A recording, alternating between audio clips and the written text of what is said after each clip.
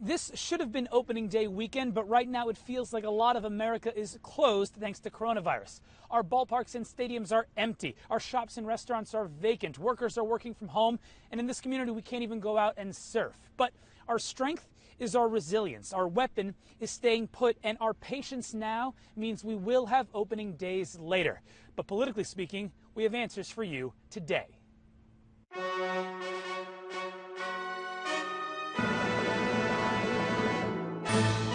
From NBC 7 News, this is Politically Speaking.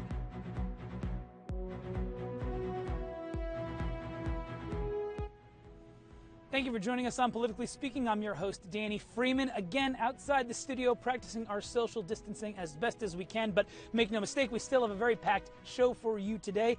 We have former Congressman Darrell Issa as he hopes to return to Congress amid a crisis. We also speak to the head of our local grocery stores workers union, who explains how thousands of San Diegans are working to keep you fed every day.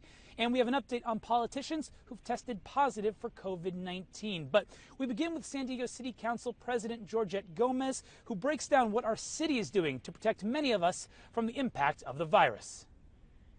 Thank you, Council President, for joining us. First off, I have to ask, how are you feeling? Are you okay? Are you healthy? Thank you. Thank you for asking, Danny. I'm good. I've been very taking precautions, making sure that I have the distance between the people that I'm engaging with, and I'm washing my hands constantly. So I'm being mindful of making sure that I'm taking care of myself. So thank you for asking. I appreciate that. Absolutely. I mean, it's important right now because we need you to be casting votes at the moment at City Council, at City Hall. So tell me, the newest and the most perhaps consequential vote that will matter for a number of San Diegans that City Council took this week was on for renters, basically, and on evictions. Tell me what you guys did. Yeah, so yesterday my colleagues, we called a special meeting to take various actions, two actions. One was to adopt a moratorium on evictions, both on residential and commercial. We know that our economy has been impacted. People have been let go. Some of the businesses are closing. That means people are not working. We are about to hit the end of the month, so rent is due, both for people to make sure that they're keeping their shelter, their home, and commercial. So we need to acknowledge that they're not going to have enough resources, enough income to be able to pay their bills. So the moratorium is basically to reassure that no one's going to get evicted. We cannot stress this enough.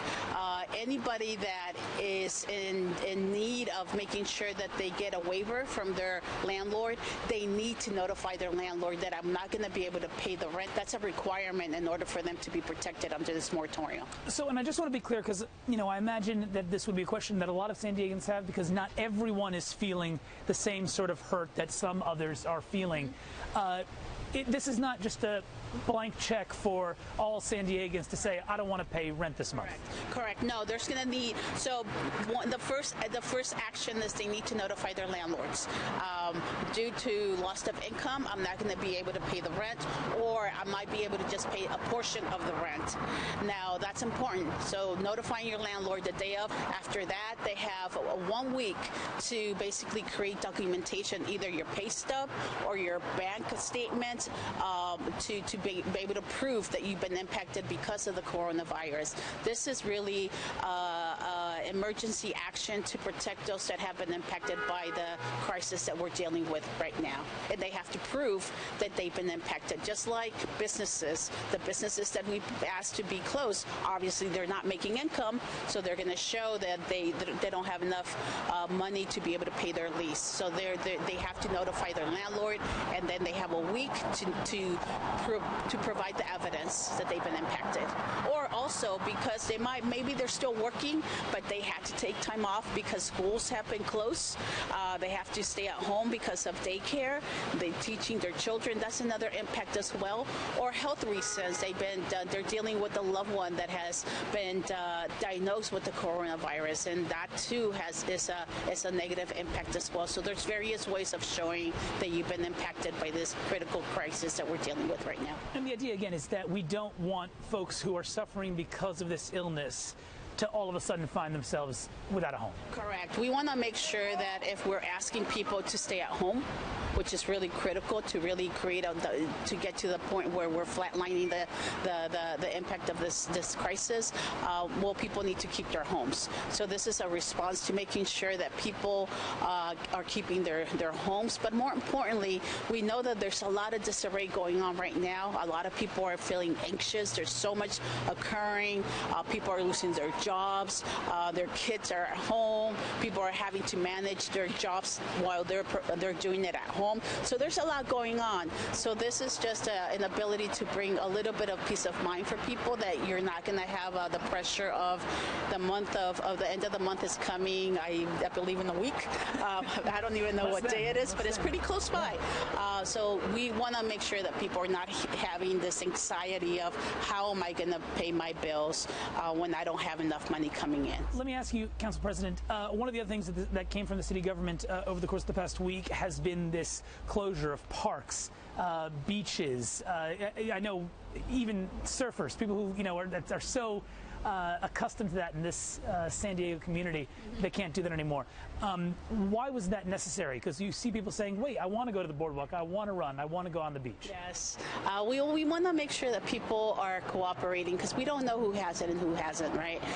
So in order for us to create a safe distance while people were not doing that, and that's why we didn't take that critical action of closing parks or beaches. We thought people were going to cooperate with us, but that wasn't the case. People were still congregating. They were keeping close distance. They were uniting. They were celebrating. They were having a good old time, which is good. That's what we want. That's where we want to get to eventually. Right now, in order for us to curb this the crisis, in order for us to create the flat line of really eliminating this virus, people need to have a safe distance, and that wasn't occurring. So it was an outcome of that, to making sure that we're creating a safe space for everybody and making sure that people are not mixing in the way that they shouldn't. The last final thing I'll ask, just because I must, you're of course looking like you're going to be in a runoff for a congressional campaign coming up this particular fall. Do you have any idea if this is going to impact your campaign or change the trajectory of that? Honestly, Danny, I mean, yes, I am a candidate for the 53rd Congressional District. That still has not changed, but right now my focus is making sure that we're running the city, that I'm being a responsible council president, that we're putting systems in place, that we're continuing to carry the business of the city, but more importantly, that we're helping our residents in the city of San Diego and also working with the rest of the region as well. It's just really important that we move our region forward, and we will. And my focus right now is getting our city out of this, getting our region out of this situation, and really bringing back our normality, whatever that might be, because it's going to change. We're dealing with a serious issue, not only health-wise, but the fact of the matter is we're also having an economic crisis. So that's another issue that we need to figure out after we flatten the health crisis. We're going to need to deal with the economic crisis that we've been hit hard. So that's my focus right now. Whatever happens after that, I'm going to continue being the best council president that I can be for the residents, and that's what I'll continue doing. Coming up on Politically Speaking, we go one-on-one with former Congressman Darrell Issa, and I ask him how he feels the president is handling the coronavirus pandemic, and how are San Diego's thousands of grocery store workers holding up. Stay with us.